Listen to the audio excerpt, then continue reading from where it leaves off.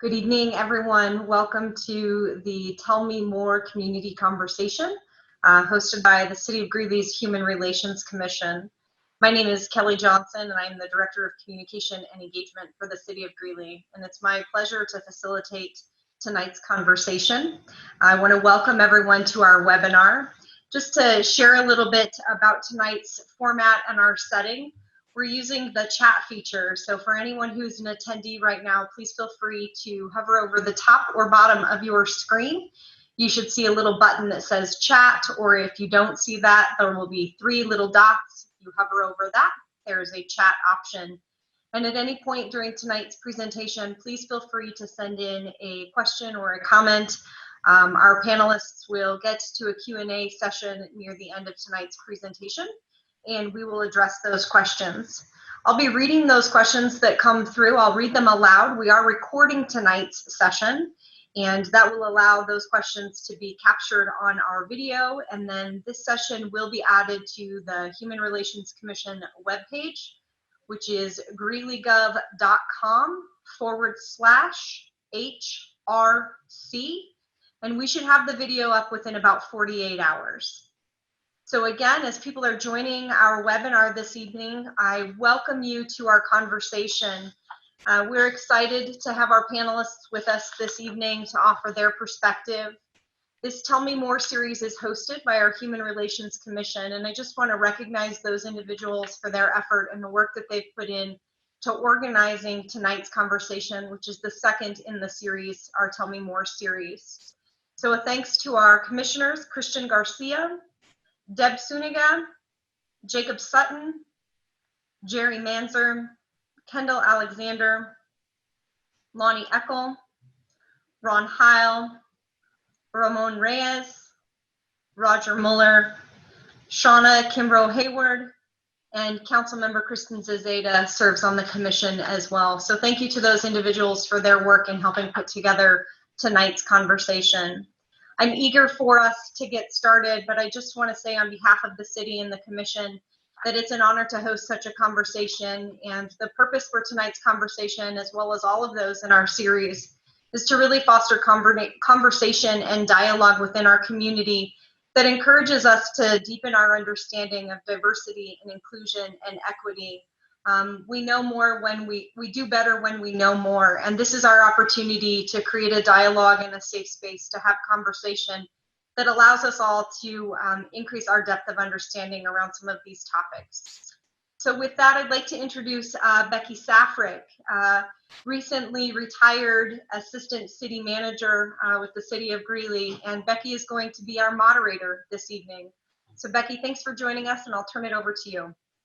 Thank you so much, Kelly. It's my pleasure to be here this evening with this very esteemed group of individuals that will be sharing this conversation.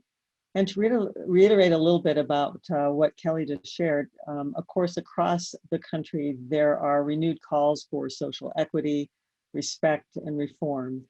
The city's Human Relations Commission, which has actually been in place for over 30 years, wanted to capture the momentum from these conversations and offer a constructive place for Greeley residents to also have a conversation about how we can better understand and better embrace our cultural diversity to ultimately be a better community. Tonight, we are joined by 5 local residents who identify as Hispanic or Latinx and who have graciously agreed to participate in this conversation to help us all understand and come from a better place of information, but also compassion, and as fellow members of our community, ways that we can understand and appreciate our diversity better. As we are going through the evening, I'll be calling on individuals as each question is posed so that we can have a little bit of order with that. And we'll ask them to raise their hand as they have a response. But before we get into the questions, would like to introduce you to our evening's panelists. So what I'd like to do is I will call on your name, and if you will wave your hand so folks know which of the panelists you are, and provide a brief introduction of yourselves. And I'll start with Joél Orozco Almeida. If you'd like to do a self-introduction, Joél. Yes, hi everyone. Once again, my name is Joél Orozco Almeida. I currently serve as the Associate Director for the César Chávez Cultural Center here at the University of Northern Colorado.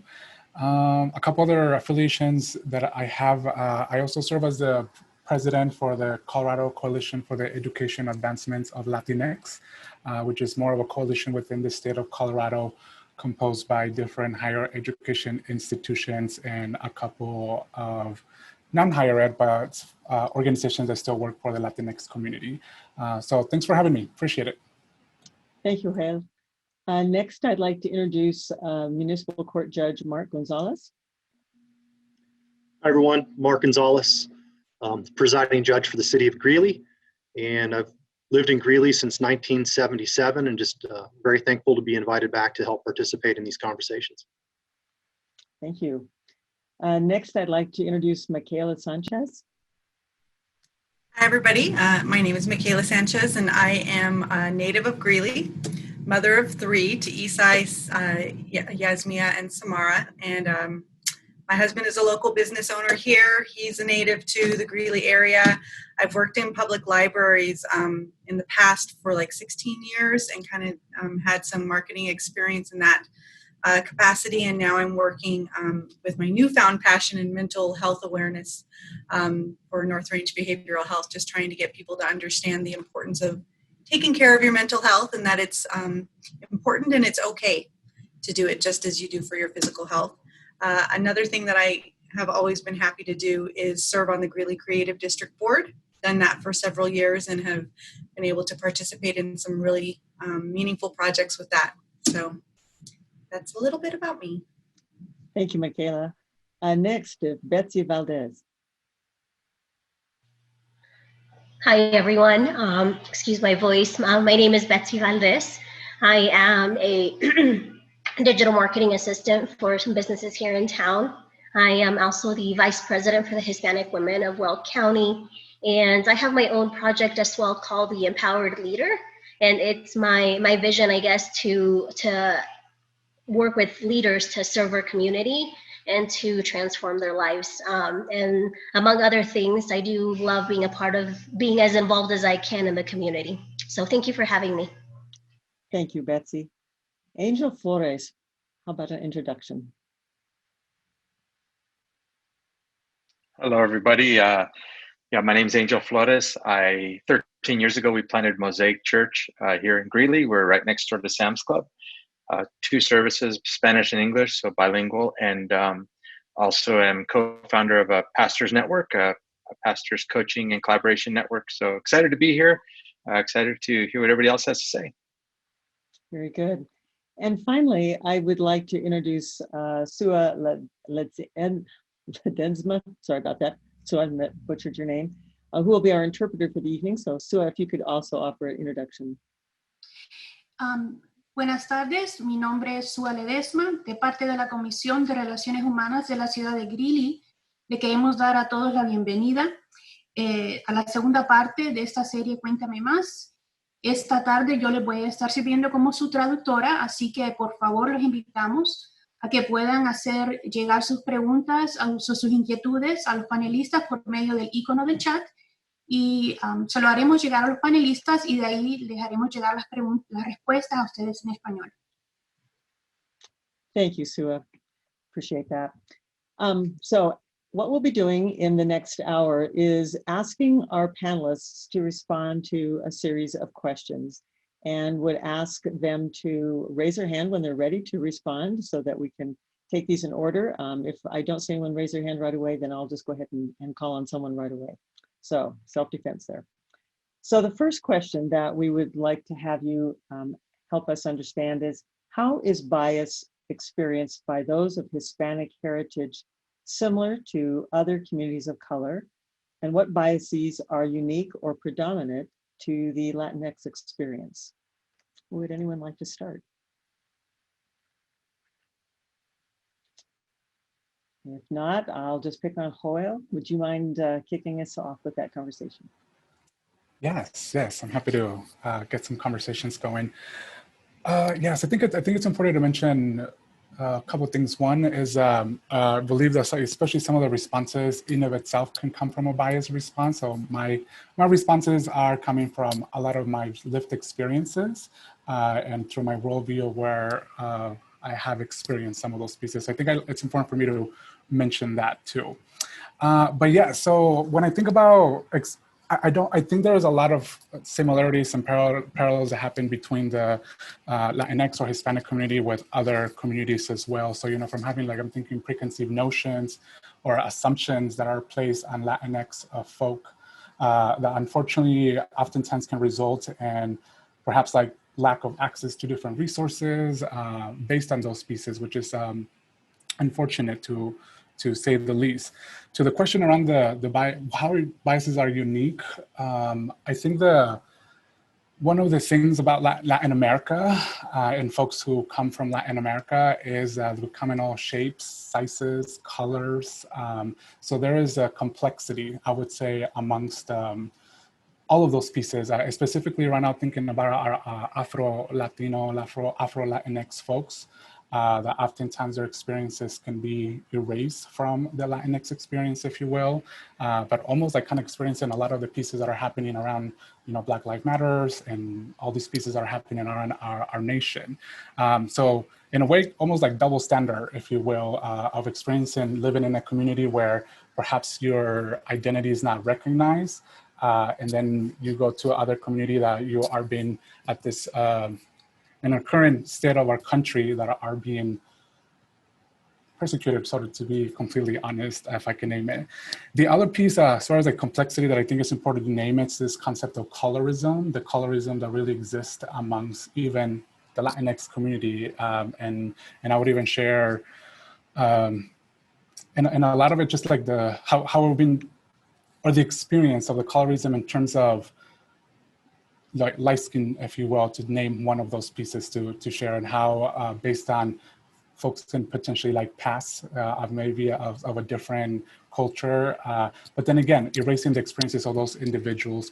So I think that's where it can be like unique in terms of like, especially when it comes to Latin American people, we are, again, we can be espoused so many different identities that can potentially be perceived of something different. And again, I cannot stress enough how diverse the diaspora that comes within Latin America when it comes to like culture and language, that really can position people in different places. And unfortunately, they can maybe benefit, or at the same time, I would say there are some drawbacks from that when it comes to biases. So I'll start off with that too. I share like different points.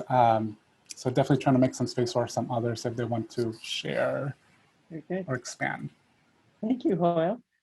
Who else would like to respond to that question? You know, when you bring up the topic of language, I think that's something that is definitely unique.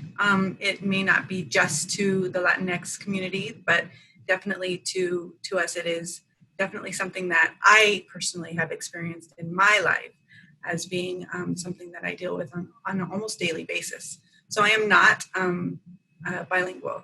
I don't know Spanish. People assume that I do. And so I get looks of surprise. And sometimes people assume, it's interesting because when I'm with people who are not of the community, and I'm maybe the only person of color or Latinx heritage in the room, it's assumed that I speak Spanish, and when I don't, there's surprise and there's like, oh, well, you know, I'm so sorry. I thought that you would. On the other end of the spectrum, when I'm with other people of color of my, I guess, cultural group, and they find out that I don't speak Spanish, I've also experienced judgment, pity, silence. So it goes both ways, and it's very hard to find where you fit in that. Mm-hmm. Very good point. Thank you, Micaela. Who else would like to share? Oh, I'm sorry. Go ahead, I Betsy. forgot to raise my hand. I'm sorry. So I want to start off with going back to what Joél said. A lot of my answers are obviously off of personal experience or something that I have, someone that is near and dear to me, some family members or even friends within the Latin or Hispanic community.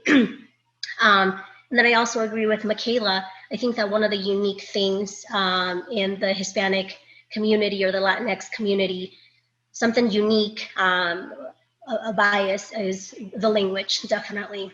I'm Mexican. I learned English coming to this country. I was 9 when I arrived here.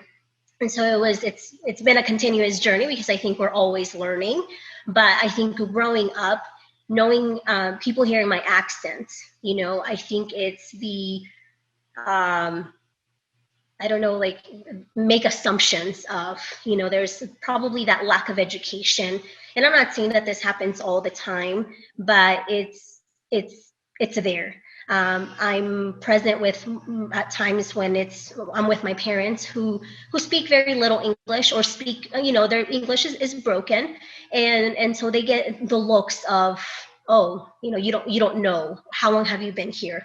I mean, just one of many examples.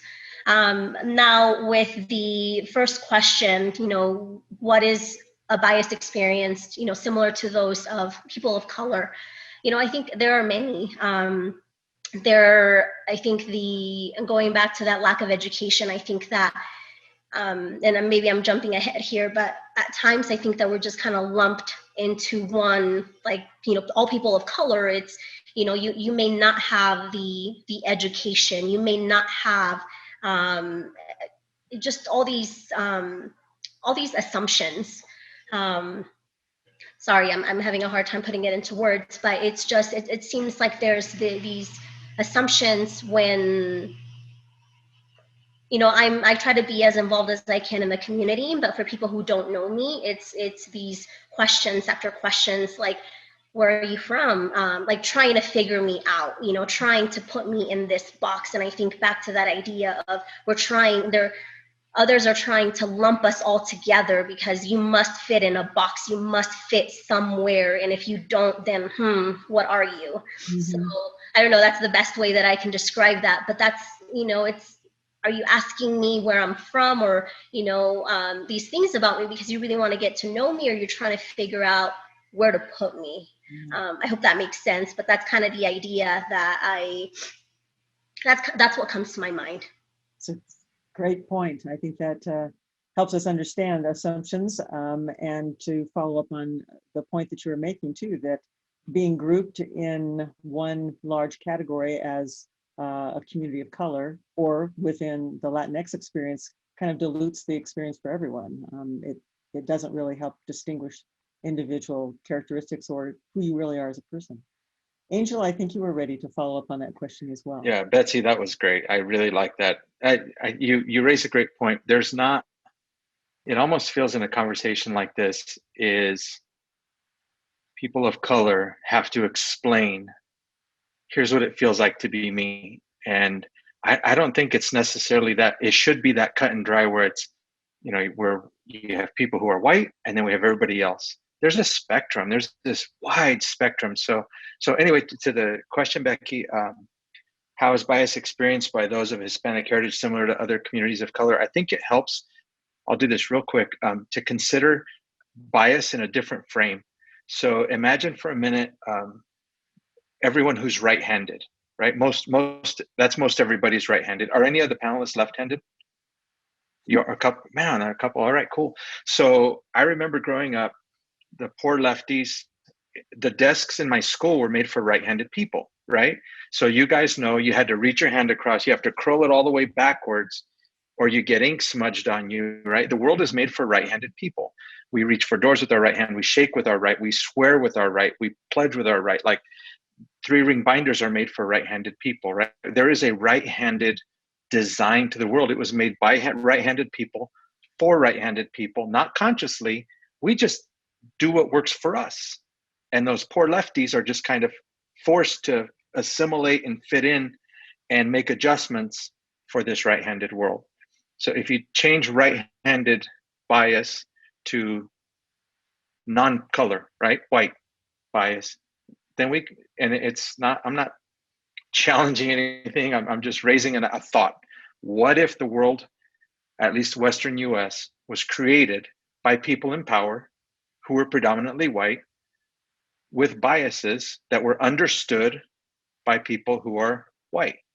And what if you're a person of color, you have to deal like that poor lefty with things that you don't really understand, that don't really make sense to you. So I would say that's the kind of bias that every person, every community of color deals with, because we are not that primary group, if that makes sense. It's a great transition. Thank you, Angel. Mark, how would you like to wrap up this conversation? With the news, the pandemic, it's been really interesting watching how people of color have been disproportionately affected by COVID. If you're watching the news and how that's coming forward. Also, people of color are typically higher levels of either heart disease or diabetes. So there's some other things that as a culture, we have issues along with other people of color about, I don't say it's like a bias, it's like a predisposed or someone's trying to put somebody in a corner, but that's certainly something that we need to be aware of as a community and try to be better about making ourselves healthier. What's unique, I don't know, in my mind, I think to myself, what's unique about Hispanic perspective? And it's just like listening to this group here, everyone here has come from a very different background. And I can no more speak for Micaela about what her experiences are other than we grew up in Greeley. But I can't tell you what Betsy's experiences are with her coming here and moving with her family, or Joél or Angel. It's just really interesting. I think when they talked about the diversity of all the group, it's to me is an amazingly huge group of different people, different individual cultures. And when we could all probably sit down and not to be flip about it, but I'm sure the way that I make my enchiladas is going to be a lot different than anybody else, the way they make their enchiladas, the red chili or anything else. It's all about where we grew up, the culture and the people we surrounded ourselves with.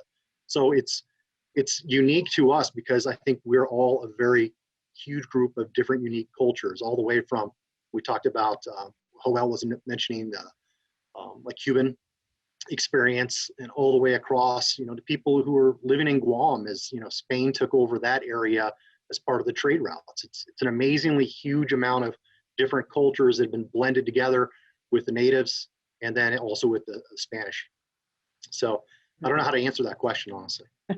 It's a big question. It kind of goes to Betsy's point about boxes and how tempting it is to try to put everybody under the same umbrella when in fact it's a vibrant, rich, very diverse categorization of Hispanic. I'm going to remind folks who may have just tuned in that this is Tell Me More, and we are having a conversation with panelists about the Hispanic or Latinx experience in Greeley and helping us understand more about that. And Sua is available as a translator for anyone who would like to speak in Spanish or chat her in Spanish, a question that you might have for our panelists. So the next question. Today marks the start of Hispanic Heritage Month, which dates back to 1968 and was initially an effort to try to bring greater awareness, celebration, and appreciation of those of the large umbrella Hispanic culture. Do you think that such commemorations are important or helpful? And what would be, in your opinion, an ideal outcome with this kind of recognition? Who might want to start this one? Okay, I'm going to pick on Micaela. I felt that. You just felt that. I was hitting my unmute button.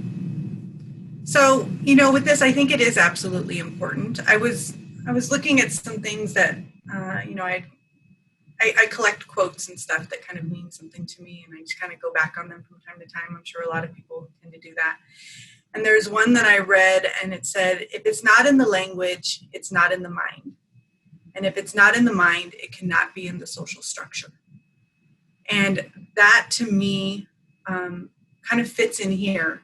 Because if we don't acknowledge it, if we don't recognize it, and we don't speak to the contributions that specific groups or people or, demographics have made to society, just because they're there doesn't mean that we see them or we acknowledge, that we know that they're there. It's that whole thing. If a tree falls and you don't hear it, did it really fall? Yeah, it happened, but there's something to be said in the witnessing of, just the witnessing of whatever that is, whether it be somebody's pain, whether it be a a success, whether it be the birth of a family member, whatever that is, the witnessing of it makes it all that much more valuable and powerful and meaningful.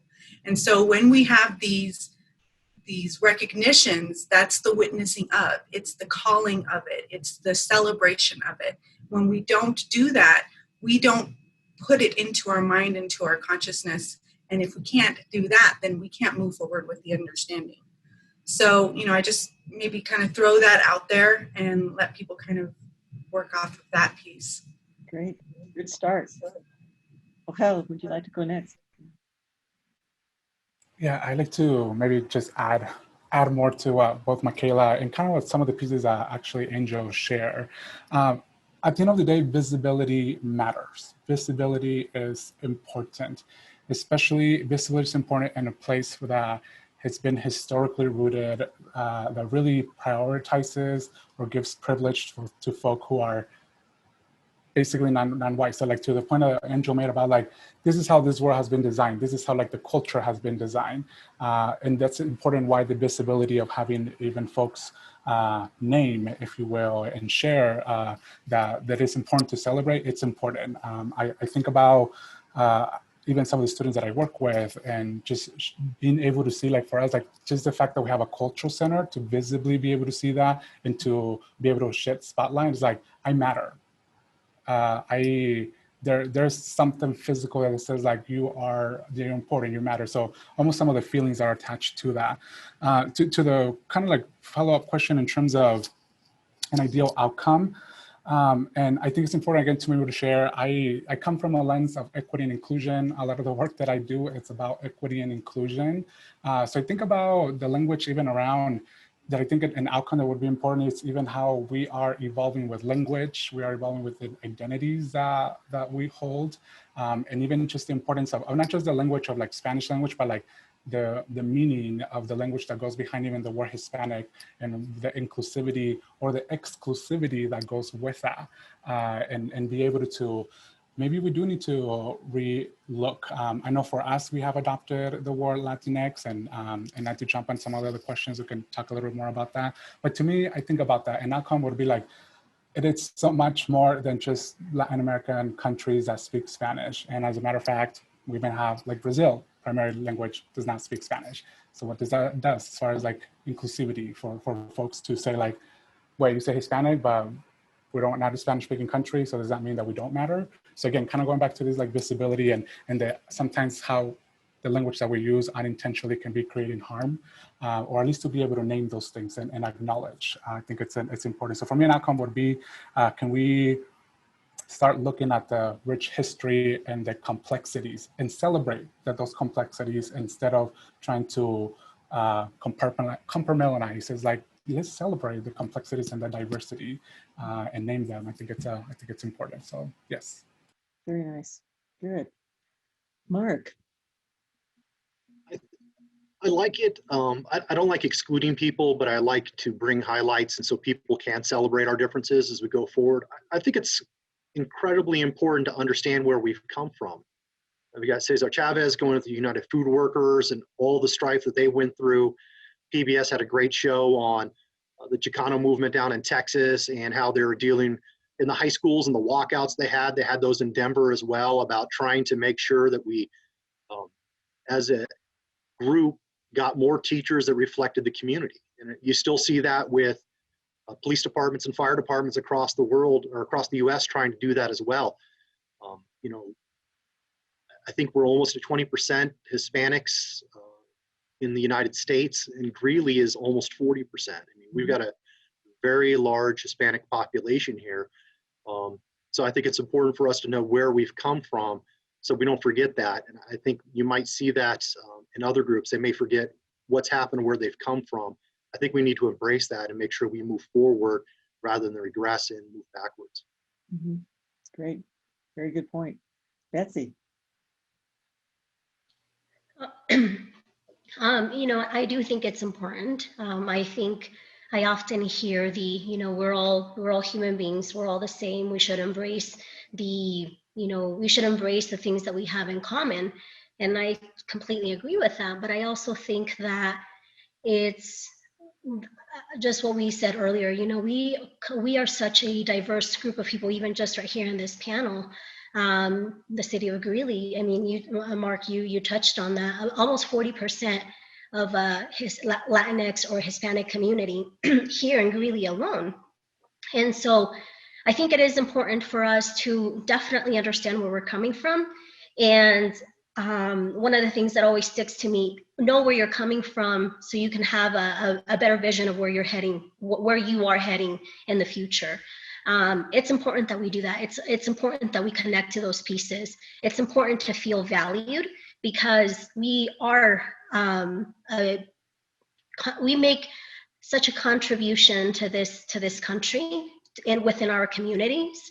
And we want to feel valued. And I think that, and it's not only this time, right? It should be at any time that we have the opportunity to highlight the good, highlight this uniqueness, and never forget the beautiful culture, traditions. I mean, today is the Mexican Independence Day, and you know there are things that I'll never want to let go of. There are things that I always want to pass on to my children, and hopefully that my children pass those things on to others. And so how do we do that when we're far away from our country? Well, we do that by celebrating them, by acknowledging them, by allowing others to sharing that with others. I love sharing my Mexican food with my friends.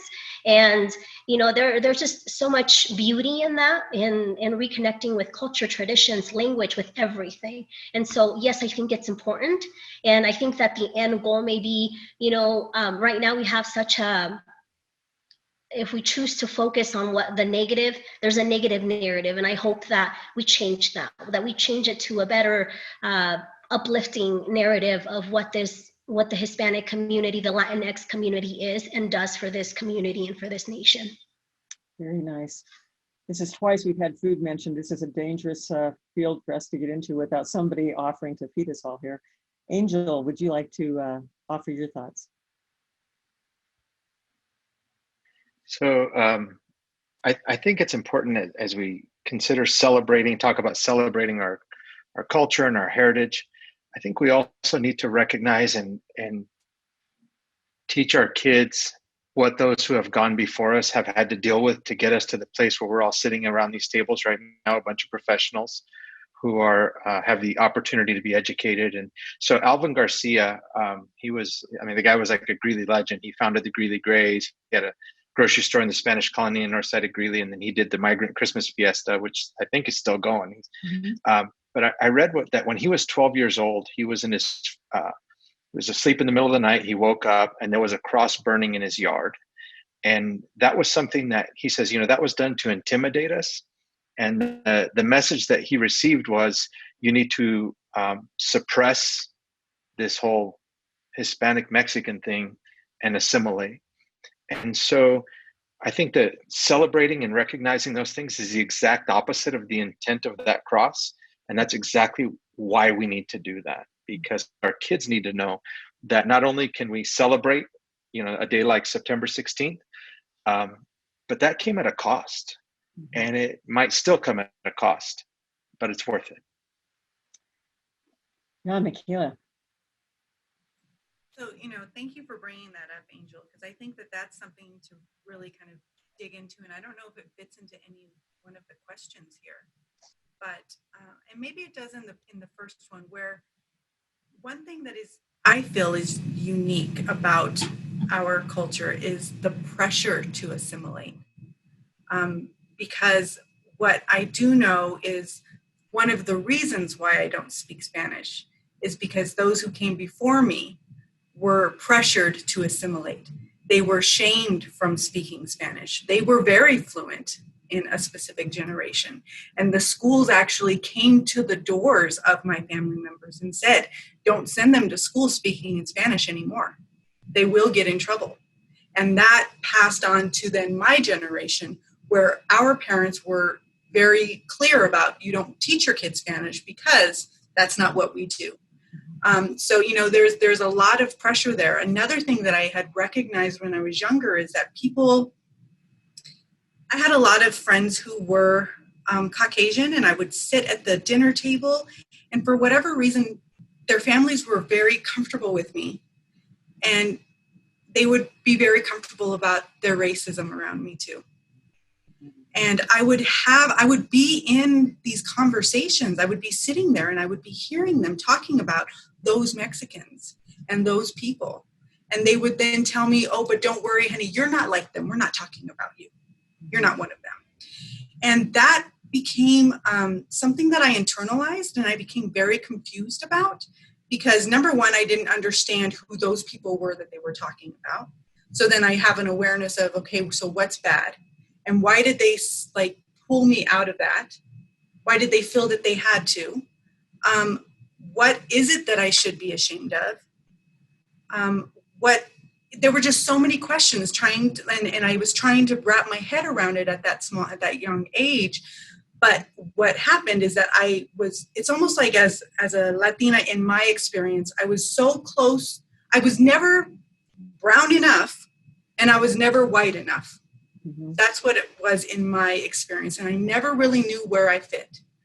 And so there's a lot of pressure there to assimilate, and you have those stories behind you of your ancestors and the people that came before you that had all of these experiences. And you either embrace them and kind of move forward with them, or sometimes people try to push them away and assimilate to the dominant culture as if that they didn't even exist. Yeah. Betsy, you'd like to follow up on that? I do, because I actually want to, Micaela, you share that you don't speak Spanish, and I have to say that I've been guilty, and I have, family who has claimed, right, that, maybe if you are Latinx, if you're Hispanic, and you don't speak Spanish, why is that? Do you not want to embrace that? And I have to admit that at one point that was my mindset, because I didn't know enough. I wasn't aware. I didn't know the story behind that. And I am actually just finishing up a program that I am a part of, and we dug into that.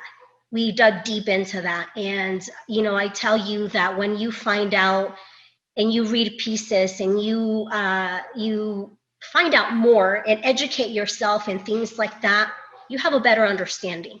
You have empathy, you have compassion, you have a better understanding of the world around you. And if it didn't happen, if it wasn't because of that, I probably would be sitting here still with that kind of mindset. And so I think that for me, when we have these kind of conversations, when we have these kind of discussions, that's what it creates people, stay curious. What is it behind this? What's the history behind it? We really need to know what came before us. So I want to thank you for sharing that, and just admit, that there are things that we are all we're all in progress, a growth. I don't have the words, but we're all growing and we're all learning, and I think that the way that we educate ourselves is through conversations like these. So thank you. I think you all just made a beautiful case for why Hispanic Heritage Month is so important. It not only matters, it validates the importance of the culture, but it's inclusive of the depth and breadth that all the different dimensions that Hispanic means to folks. It also occurs to me that the way that you've expressed it, it's also an invitation. It's an invitation for everyone to understand and get to experience things that maybe they haven't thought about dipping a toe into. So maybe it's the food, maybe it's the dance, the music, the culture, the history. There's so many parts of a Heritage Month that invite you to learn more. So thank you for those very powerful answers. So this, many of you have touched on, I think early on, but to kind of reflect on this a little bit more, it seems like there is a huge tendency to lump all Hispanic cultures under one label or multiple descriptions. And of course, there are many ways that the Latin or Latinx or Hispanic or Chicano, or there are many, many labels that go along with this. So can you help us out in terms of your perspective on the importance of finding a way to describe the culture, or maybe it's fine to have multiple ways to describe it because it offers different generations of understanding. So how do we describe this rich culture in a way, and ethnicity in a way that's respectful, but also descriptive? Any thoughts about that? Yeah, Mark. So when I was at law school, we were part of what the time was a Hispanic Law Students Association. And we had a lot of people there that were not from America. We had some that were from Central America. They didn't identify as being Hispanic at all whatsoever. They felt that was pretty exclusive. And so we changed the name to the Latin Law Students Association. And so years later, when they invited all of the Chicano and Mexican and Latino law students back, it was actually pretty interesting because you saw some very old school Chicanos there that probably are still wearing their denim jeans they marched with in the 60s. They were pretty impressive people to meet. They were the groundbreakers for people like me to be able to go to law school. And that was one of their questions is, why did you change the name? And I was the only person there of that generation that could talk to them about that, because the words that they were using to describe them wasn't including other people who may want to be still included in the same sort of group. And so I think sometimes words are really important in labeling. The Latinx is a big thing that's come out, which I believe is more inclusive. People want to use that. I prefer Latino, but I know friends that prefer Hispanic. And then I know, some people that I've met through law programs that were Hispanic, they wanted to be identified as Chicanos. And I think that just kind of gave them almost a generational name as to where they're at and their movements and what they've done for our community. So I think it's important to listen to people when they talk about that, because I think that's a big self-identity for them about where they're coming from and their perspective of the world. Mm-hmm. Great point. Well,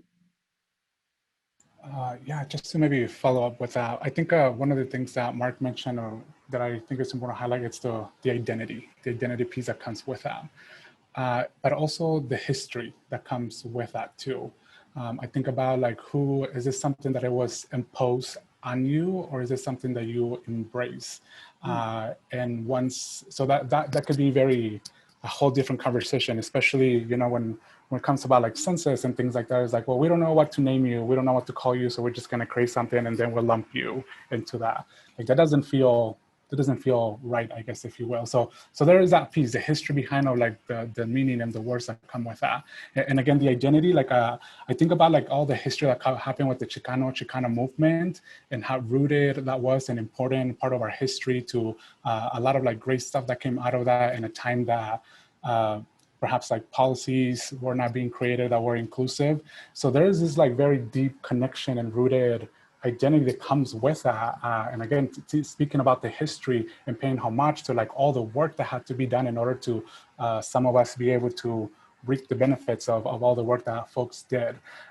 So yes, I think it's very, very important to like was mentioned, to listen to people, and really however they want to self-identify. I think it's going to be important. For me, the reason why I use Latinx, the Spanish language tends to be very gendered. You're either Latina or Latino, and there's nothing in between. And for me, this is actually a tool that I use in conversations as to people say, well, what is Latinx? It's let's talk about that. Let's talk about how the language is very gendered. Let's talk about how there's folks within the spectrum, but not only within the gender and sexual identity, but also within having a conversation where you say yes, we have Afro-Latinos, we have all these other folks, and it invites people to a conversation of to share how unique that we are. So for me, it is about that too. And again, it's naming. We acknowledge that these folks exist. You are not this monolithic that is either one or the other.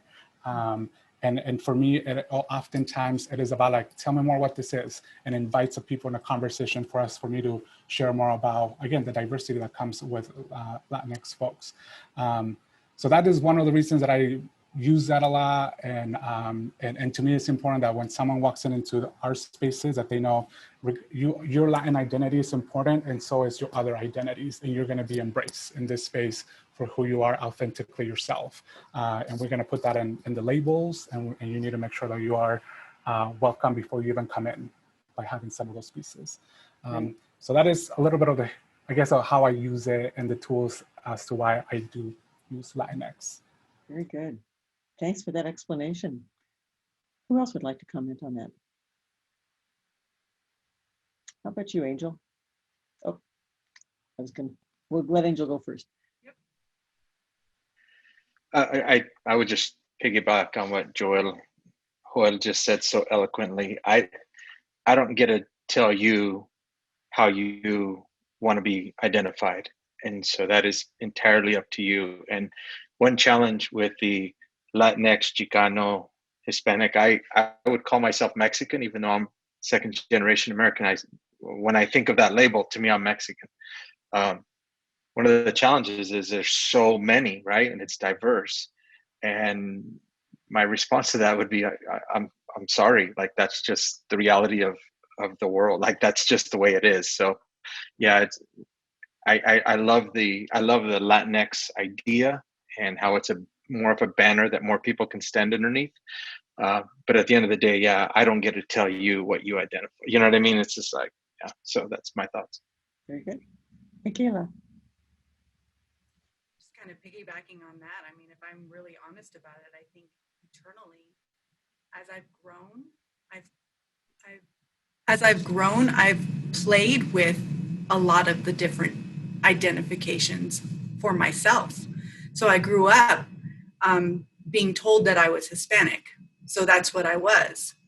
And then I realized that there's Mexican American that was kind of being used. And I threw that around, with myself. I remember like it was either Hispanic or Mexican American. As I went into middle school and I started learning about the history, I played with Chicana because there's a power in Chicana that when you say it, it embodies something that the others don't. And I can't really put my finger on it. And I know that you guys know what I'm talking about, that you feel it when you say it and you feel it when you hear it. And it's hard to tell somebody what that is. But in certain instances, I am Chicana. And in certain instances, I'm Latina. It's hard to explain, but I know that myself, I play around with it. And you're right, Angel, like no one can tell me what I am. I don't even sometimes know what I am, depending on the situation. Mm-hmm. Makes sense. Thank you. Betsy, some thoughts? I really do like that, Angel. We can't force a certain label on anyone, period. I identify as Mexican. I'm from Mexico, so it's easy for me to identify as that. I identify as a Latina, Latinx. But one of the things that I guess to me has brought to my attention is just maybe the history behind that also. The Latin or the Latinx coming from the anyone who is from a Latin American country, Hispanic, maybe someone who comes from a Spanish speaking country. So, there's just so many things that it applies here, but not here. Brazil is included in here, but not in this one. Spain is included in this one, but not in this one. It's complicated. I don't think that there's really an answer to this. I think that all of these things are evolving. And I think that, I don't know, we'll probably have the same question or this conversation in 5-10 years and things are going to change. Mm-hmm. Latinx, it's something fairly new, I think. Correct me if I'm wrong, but I think it's in the recent years that we've seen that evolve. And so I'm just curious to see how all these other labels will evolve with time as well. But again, Angel, I really like that. I think that at the end of the day, it's how do you identify? It's you. It's me, and I tell you, I identify as a as a Mexicana, I'm a proud Mexicana. I'm a proud Latina, you know, and Micaela, I think I agree with you as well. Like, it's something that you feel, because I feel the culture, I feel the richness of the language, and I embrace that. I am proud of that. I love to share that. So, but yeah, it's a complicated topic. So that's my best answer. That's good. Viva, huh? Yeah, wow. I just maybe want to add a couple more pieces. I think what's important too here is to name the saliency that comes with the identity. And also, I think it's important to name, you know, because there is race, ethnicity, and nationality. And I think oftentimes we like lump all of those things into different pieces. So I also was born and raised in Mexico from Chihuahua. I was raised there up until I was like high school. So my salient identity is actually to be Mexican, like, because I grew up in Mexico. I came here to the States when I was like later on. But then again, so I think it's the saliency that comes with that. And what's to say that you have to pick and choose? It's like, no, like, I am Mexican who's also Latino, you know, and who speaks Spanish too. And I'm an immigrant. And I think that's what the important piece that I think oftentimes people tend to think like, oh, it's just one, or misconceptions around it is like, oh, do you speak Mexican? And it's like, well, that's not, Mexican is not a language. So I think it's important for us to even like learn or to have a little more understanding of like some of those pieces, because I think that can help with make a little bit more meaning of that, because it is complex. It is absolutely complex. And I love that. I love the fact that that I can identify with different pieces and not have to be compartmentalized into just one. But yes, I would agree, the saliency that comes with that. And for me, my nationality is the most salient thing for me, which is from Mexico. I was born and raised there, and identify as that. My nationality comes salient above my race and ethnicity and all the other pieces. So yes, there's that piece too. Back to, it's lovely to have lots of choices and to, I think, feel like there can be more than one right answer with a lot of this. Some of the challenges come in how media and people that are trying to be bilingual in the way they reach out to and engage communities to know what's the most favorable way to address, or even what kind of, in translation, what kind of dialect we choose will reflect a bias, and not necessarily a negative bias, but just an inclination. So lots for us to learn about with that one. And I'm going to, again, just remind folks, if you've just turned in, this is Tell Me More, a webinar sponsored by the Human Relations Commission. And this evening we are talking about the Hispanic Latinx experience. A couple of you mentioned early on some experiences that you had that were painful or a little difficult to know what to do with. And one of the things that we've wanted to do with this dialogue is to help identify microaggressions that may not be completely obvious to others, that we may stumble into, so that we can describe those better, have empathy for why they are microaggressions, and what bystanders can do to be more effective at deflecting or resisting those kinds of communications. So what we'd like you to react to now is just some examples, perhaps, of microaggressions that relate to bias in the Latinx experience. Why do you think they still persist? Why do people keep stumbling over them? And what would you recommend bystanders could do to push back in a respectful but a constructive way to resist their perpetuation? Anyone who'd like to start with that one? Angel. One example of a microaggression would be, Angel, I forget that you're Hispanic. I forget that you're Mexican. I don't know what I'm supposed to say to that. Thank you. You know what I mean? Like, that's just, I think it's a compliment. You don't sound Mexican. I'm sorry. Yeah, like, you know what I mean? It's just, yeah. Unfortunate way of, yeah. So why do we even have to ask in the first place, kind of question? Huh? Yeah, Betsy. There's one that I share often, because I think, like Angel, like, how do you answer? Like, how do you react to certain comments? And one is with my name. So my name is Betsy, and I worked in the service industry for years. And every time that I introduce myself, you know, going to the table, introducing myself, I get funny looks like, what is your name? you know? And I'm like, it's Betsy with the Z. I like to point that out because I like how unique it is. And they're like, your name's not Maria. It's not, it's not something else. And, it's like, how do you answer that? How do you respond to that? It's because I'm Mexican, because I am, Latinx. Does it mean that my name can only be this name? Betsy is not, it's not Mexican enough, basically. Mm-hmm. And so, I can tell you that I don't know. I think I just kind of said, yeah, that's my name. Like, I don't know what else to tell you, what I do like to think, what I like to, for someone else, perhaps that is standing by, or why it happens, I think it's just that lack of awareness. It's that lack of, you didn't know. I think going back to what Angel said, sometimes I think people mean it as, say things because they mean it as a compliment when it's really not a compliment. I've had that too. Oh, you speak so well. Oh, you don't act Mexican. You don't, the words that you use, it's just not Mexican. Again, trying to figure you out and trying to place you in this box, and you're just not fitting.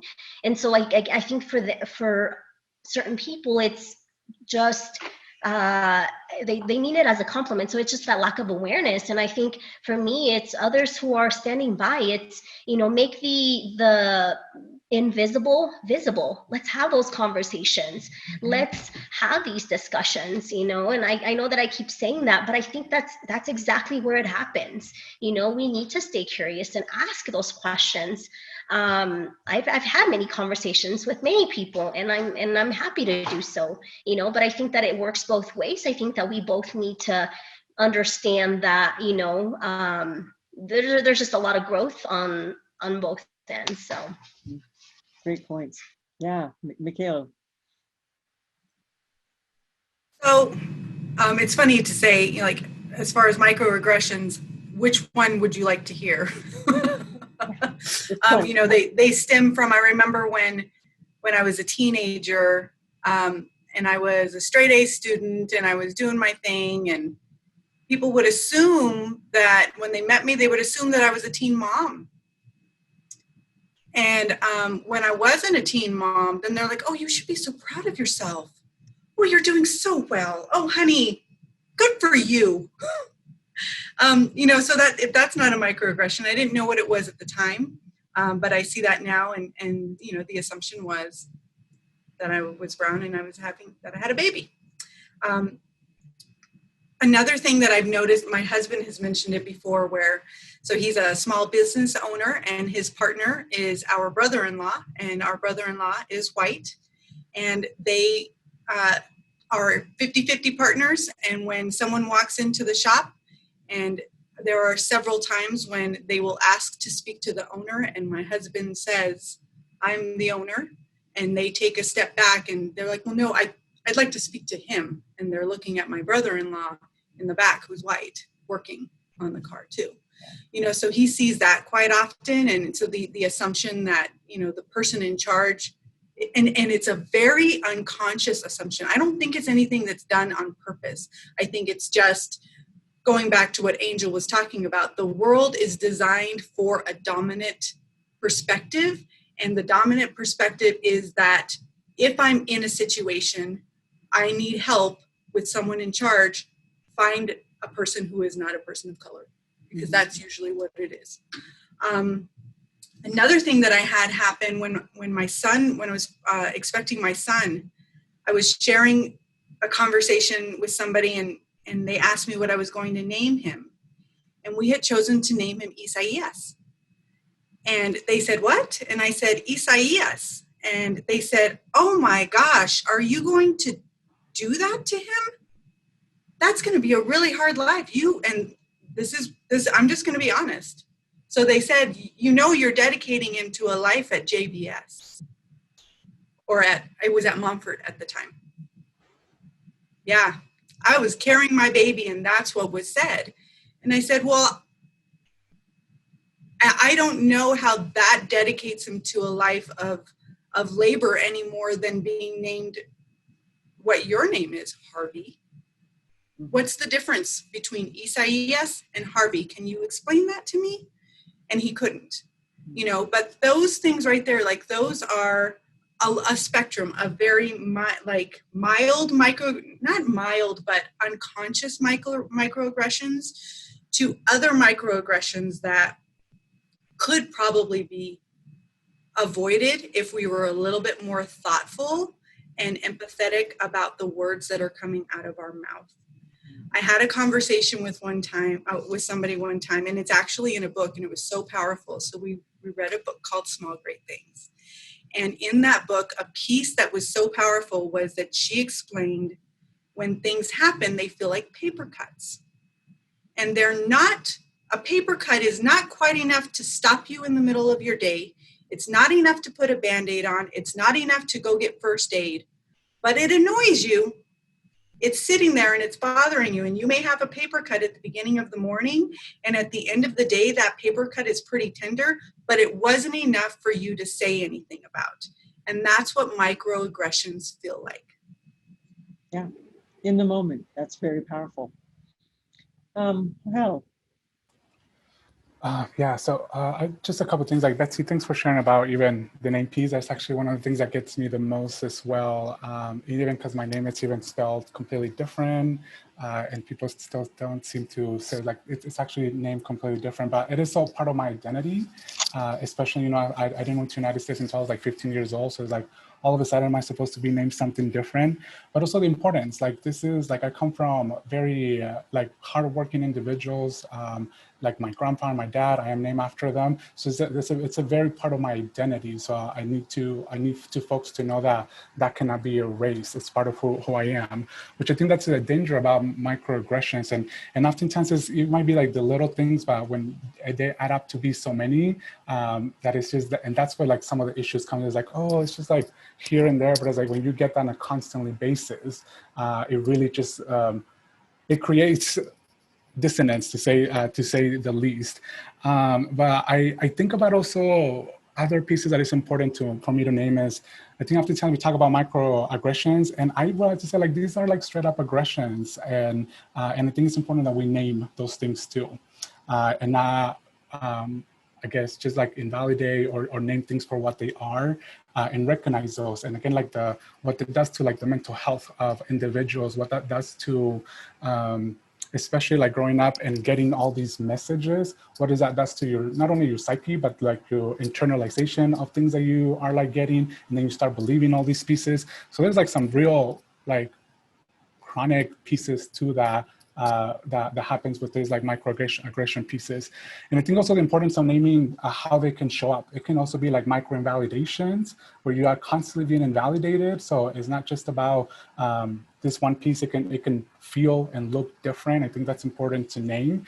And as the reason why it persists, I think it's also important just to share how all of these pieces are rooted in a history of, if you will, that it keeps perpetuating.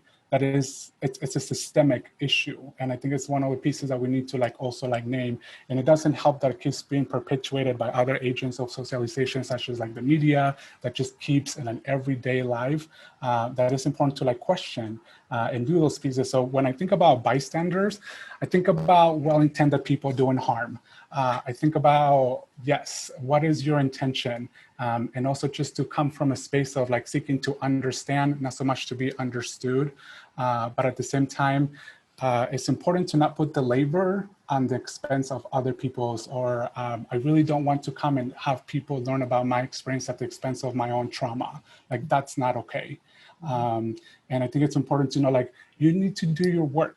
I mean, I'm totally willing to engage in a conversation, but folks need to be able to do their work, especially if you're coming from a space of privilege identities, to be able to say like, okay, so what are the pieces or to that I'm like doing, to how am I impacting the words that I'm like using? I think that's really important to look at that too. And there's definitely some tools that folks that can help with that, from like different readings. But I think for me, what I find myself often doing is, often people capitalize at the expense of my own like labor, and it's like, I cannot allow that. So it's important for folks to do your own work and not just maybe hide behind like, whoa, no one taught me this, or no one told me these things. It's like, great, that's not, I need you to do more. We all need to have a responsibility to learn more about those pieces and not put the labor on the expense of people of color, because I think that oftentimes happens. So I think by bystander, the first thing that you could do is oftentimes just to share, well, first of all, you cannot call yourself an ally. You can call yourself an advocate, because only a group within that can call yourself an ally. So even just like learning all those pieces, I think it's important to know, like, you don't just get to call yourself an ally. It's the group who assigns that title to you. You can advocate, but you can just come out and do all these pieces because you might be creating more harm than you're actually helping out. So just other thoughts that I just wanted to share.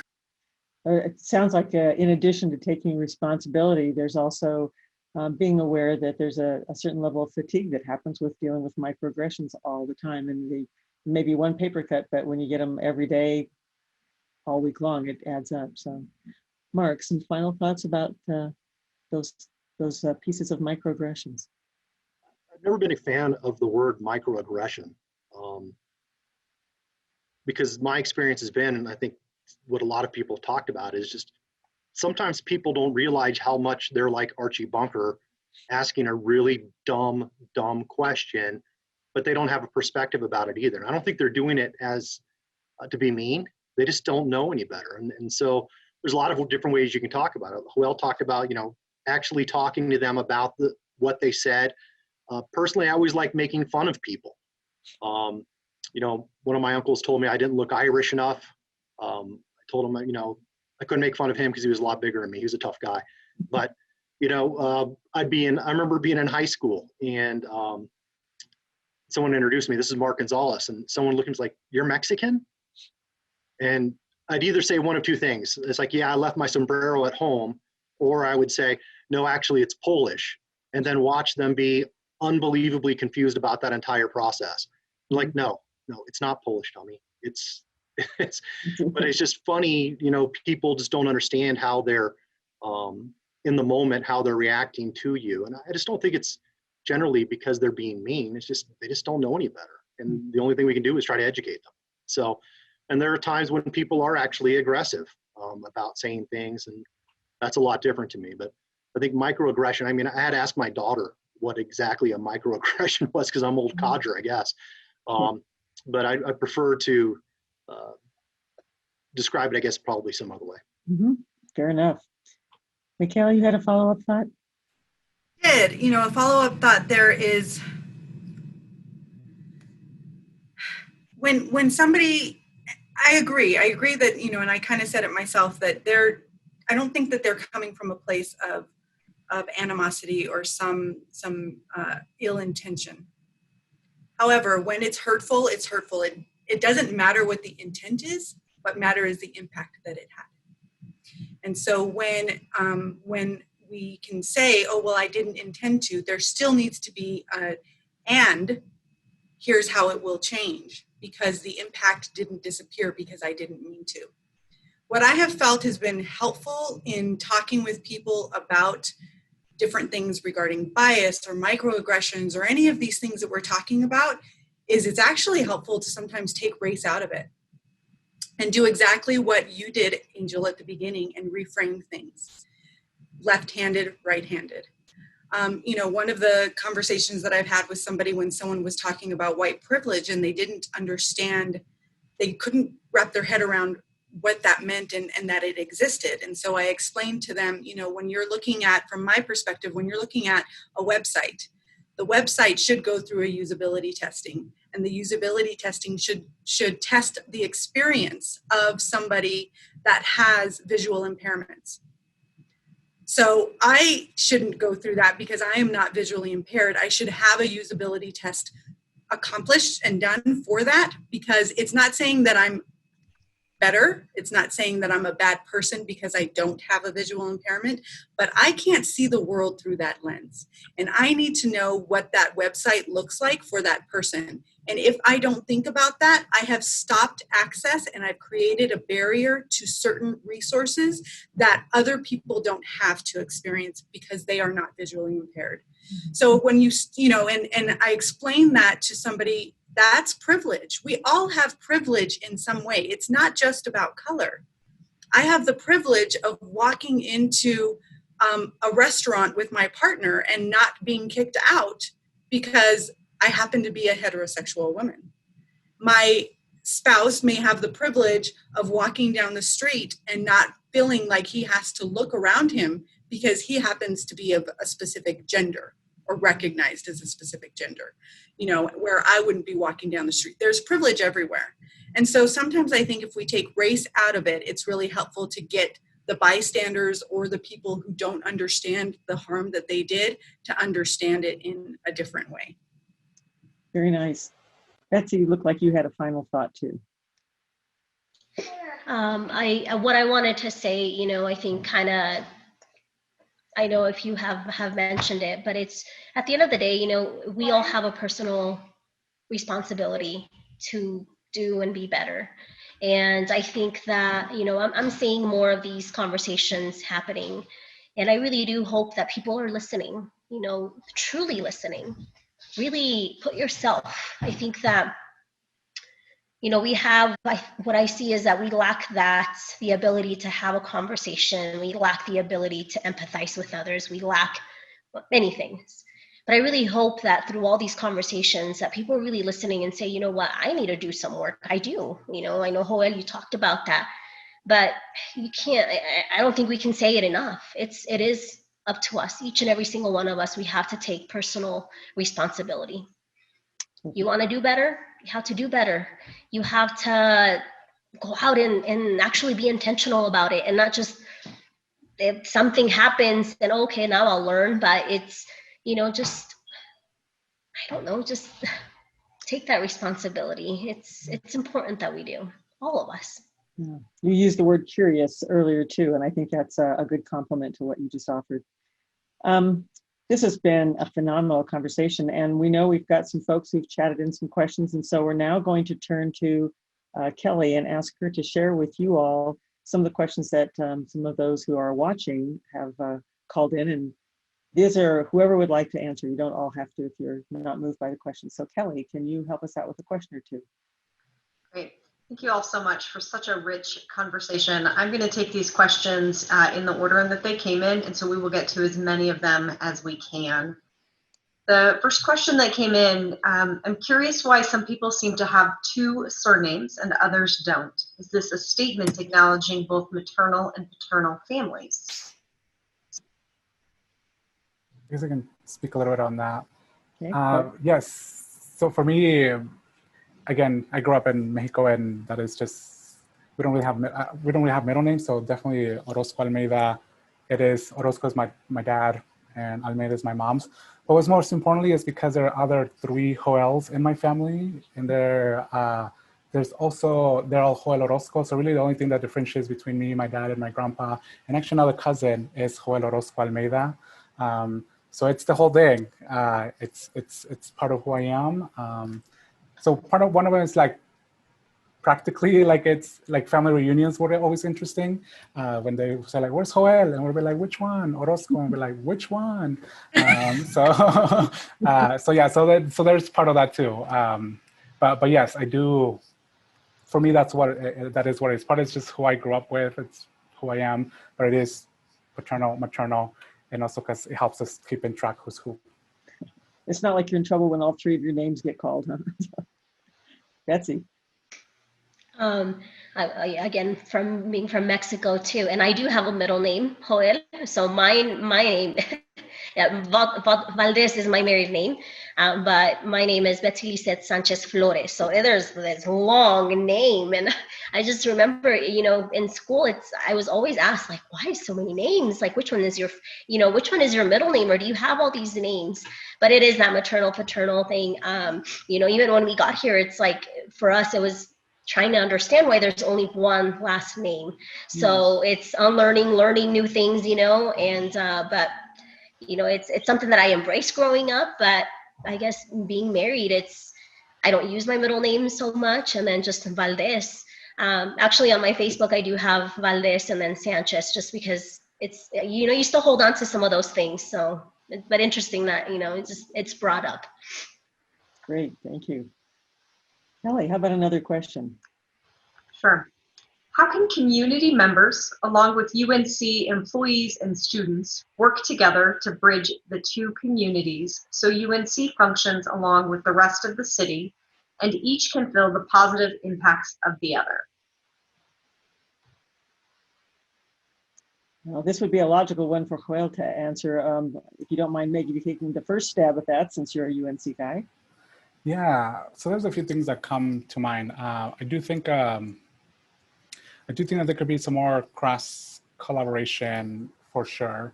I also think about some of the intentionality sometimes behind what the purpose is behind that collaboration, and be able to be meaningful about what those collaborations look like. And I think there's also some barriers that are very real from like financial pieces that are happening. Oftentimes, lack of human capital, to be also completely honest, that pose some real programmatic issues, I guess, if you will.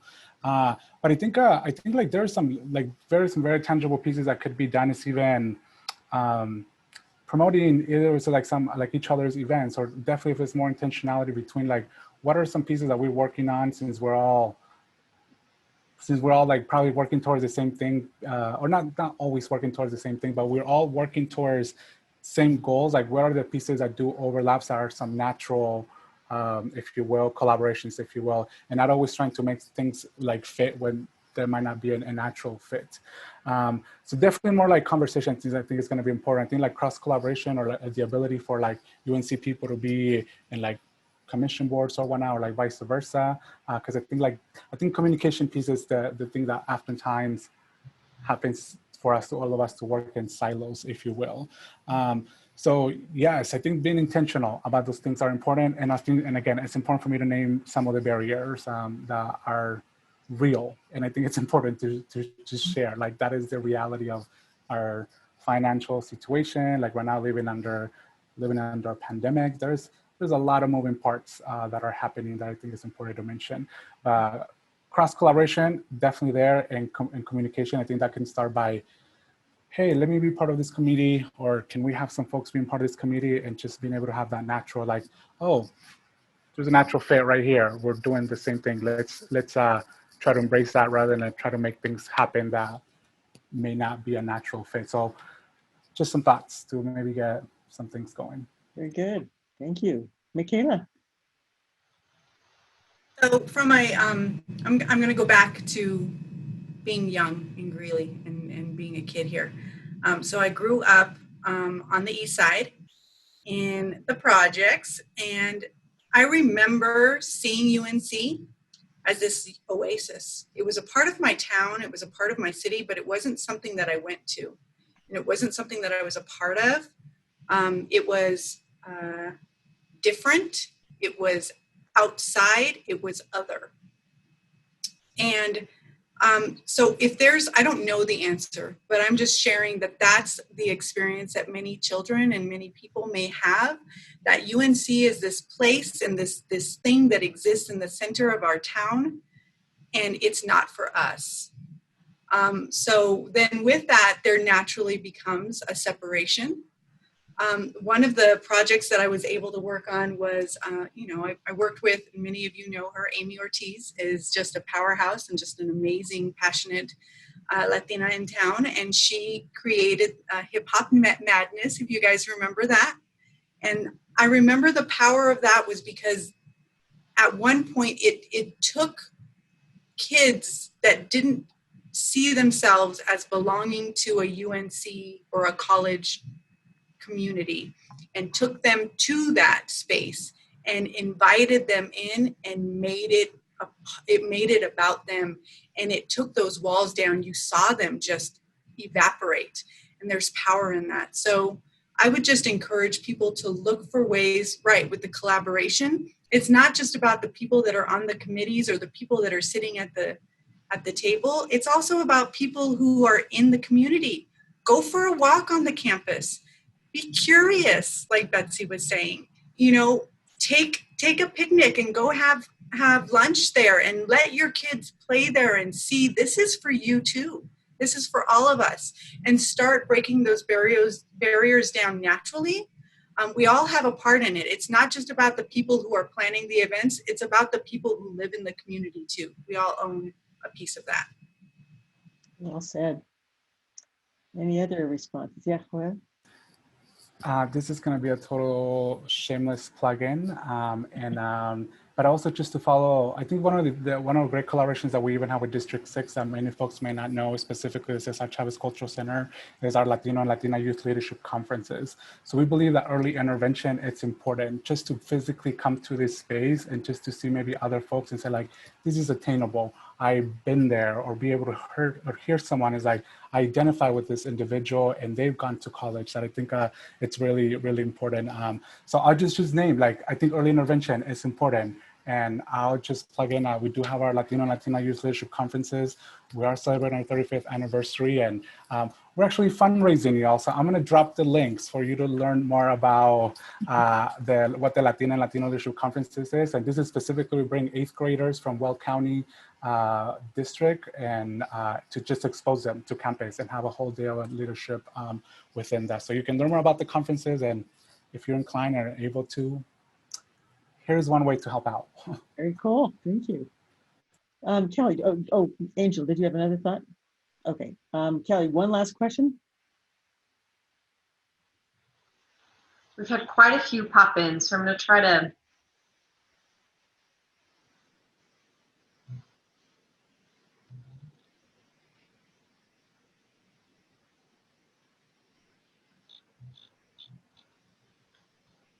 how would the panelists like to see the Human Relations Commission members use their position to lift up minority voices in decisions that come to the City Council, given that the diversity of the council does not reflect the diversity of our city? All right, this is a homework assignment for the Human Relations Commission. So any thoughts? Yeah, Micaela.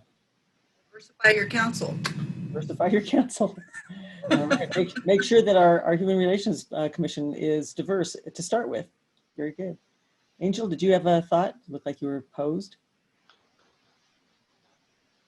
No, I mean, it is an interesting situation we have in our community where we have 40%, someone in the chat said 60% of the students in our schools are Hispanic.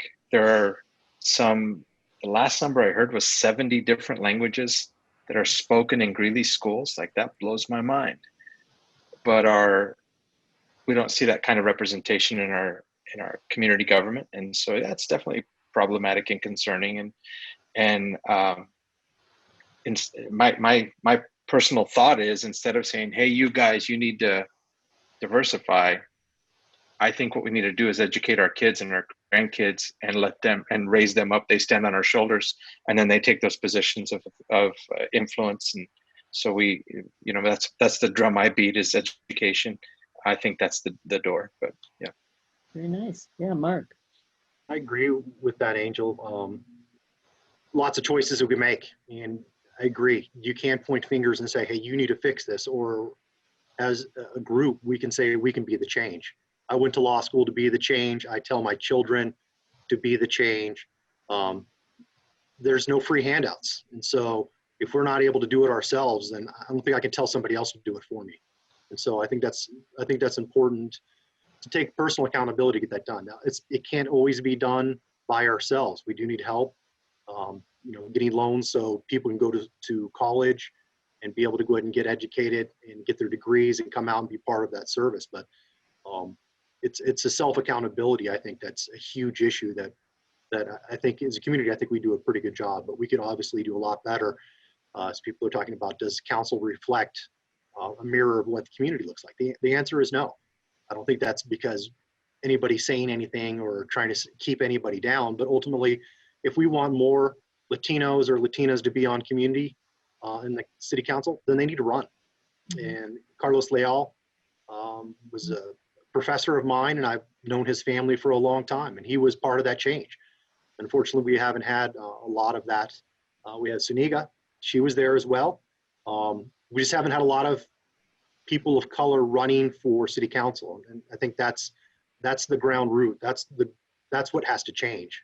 It won't change by itself. So I think that I think that there are some, there's stepping stones. So, you know, city council is a pretty big game when you're talking about local stuff. You know, there are other opportunities for Latinos or for the Latino or, you know, Hispanic community to be involved. When I say diversify your board, I'm again saying that everybody has a responsibility. Yes, we should be having our children stand on our shoulders and letting them see the possibilities for themselves. But there are qualified Latinos in our community. There's a lot of them. And yet the boards still aren't filled. So somewhere along the line, when we fill those boards, we are comfortable and content with the status quo. So what I'm saying is challenge the status quo. Don't be content with what we have. Push a little bit harder, because people are out there and they're available and able to do it. You may have to look a little bit harder. You may have to promote the roles or the seats for your boards or your committees in different avenues and on different channels and in different radio stations and in different languages. But that's what I'm saying by diversify your board. Open the doors a little bit wider, because the doors that we have right now are still pretty tailored for that dominant culture. So we're going to look for left-handers here pretty soon, I think. Betsy, you had a point? Yeah, I just wanted to add to that. You know, I often hear, you know, Greeley it's pretty diverse. I agree, but I disagree, because when we look at leadership roles, it is not diverse. And so no one is holding us back. No one is, you know, saying you can't do this. But what we need to have in place are programs or places, or being intentional about inviting leaders. You said it, Micaela. Yes, we have many amazing leaders who are already doing, you know, who already have a voice, who already have this place in the community. And what we need is we need to uplift those voices. We need to collaborate. As I mentioned, you know, I'm with the Hispanic women of Weld County. I would love to be invited, and I'm sure that the women in the group would like to be invited to many discussions. I mean, it's just inviting them to the table, being part of that conversation. We need to have that, or else it's not going to happen. We need to start somewhere. And I think that that's where it starts. It's just being intentional about that. Reach out, knowing and understanding that, you know, yes, our council it's not diverse, but what can we do about that? So just creating that space for the leaders that we already have in this community. Offering space and maybe an invitation. Joél, a last comment. I definitely want to add to what people said. Yes, I feel like there's a lot of qualifying folks. I feel like there is the responsibility piece. I also like to maybe just put out there, I'm wondering for folks who are in these spaces, I'm wondering, like, what are you doing to actually retain these individuals too? So what happens after they walk in the door? What are some of perhaps your own biases? What are some of microaggressions that you perhaps are putting into these places that you might not even be aware of, that these individuals keep getting labor work day after day? So I would also just mention, yes, we need to get folks into that space, but I think we also need to know how to like retain them. And are you gonna ask me to be there because I'm gonna look great in a flyer? Are you asking me to warm up a seat? Because I'm gonna have a thought, and folks oftentimes might not even disagree. It's like, well, you need to be able to hear people out. So I think that oftentimes happens a lot, like the burnout and the labor that is being placed on these folks. So I would just say, like, yes, there is a responsibility, and also what are we doing to actually retain, to actually hear these folks? And if you really want me to be there, I am gonna have an opinion. I'm not just gonna come in and warm up a seat. So there is that too. Wonderful conclusion to this. And I will point out to you that several people who have chatted in have recommended that all of you run for an office because they loved this conversation this evening. So you've been wonderful role models for us. And I would personally like to thank each of you. Mark, thank you for your contributions. Angel, appreciate your insights. And I'll never think of left and right-handed. I don't think the same at all. Well, thank you for offering the academic and UNC perspective, as well as your authentic journey to our country and your country now, and this place that you are in. Betsy, as ever, your story is so powerful. And Micaela, thank you for rounding out the local story, but also providing such a rich mental health perspective as well. You have increased our awareness and appreciation of this topic, and I hope it's the beginning of many of these kinds of conversations that we can have. Kelly, any final thoughts that you'd like to offer as far as the webinar and what happens next? Thank you, Becky. Thank you, panelists, for your time this evening. I want to acknowledge that we did have additional questions come in, but we are at 7:30, which is our closing time. And I want to be respectful of the time that our panelists have given us, as well as those of you attending the webinar. So thank you so much for being a part of our conversation. Tonight's webinar was recorded, and that will be available within the next 48 hours on the greeleygov.com/HRC for Human Relations Commission. This will be posted on the Human Relations Commission webpage. So please feel free to view that. We encourage you to share it. And again, I just offer my sincere thanks to all of our panelists for being here, for engaging in the conversation. That what I hope and what I know to be the heart of our HRC is that this will lead to more conversation. And it goes to many of you, and Betsy specifically, I heard you say this, which is, we do better when we take the opportunity to learn more, and when we choose to take action and understand and learn and engage in a conversation that helps us know more and do better the next time. And that is certainly the spirit of this conversation, and I can't thank each of you enough for being a part of this. With that, I wish you all a good evening. Thank you so much. Good night.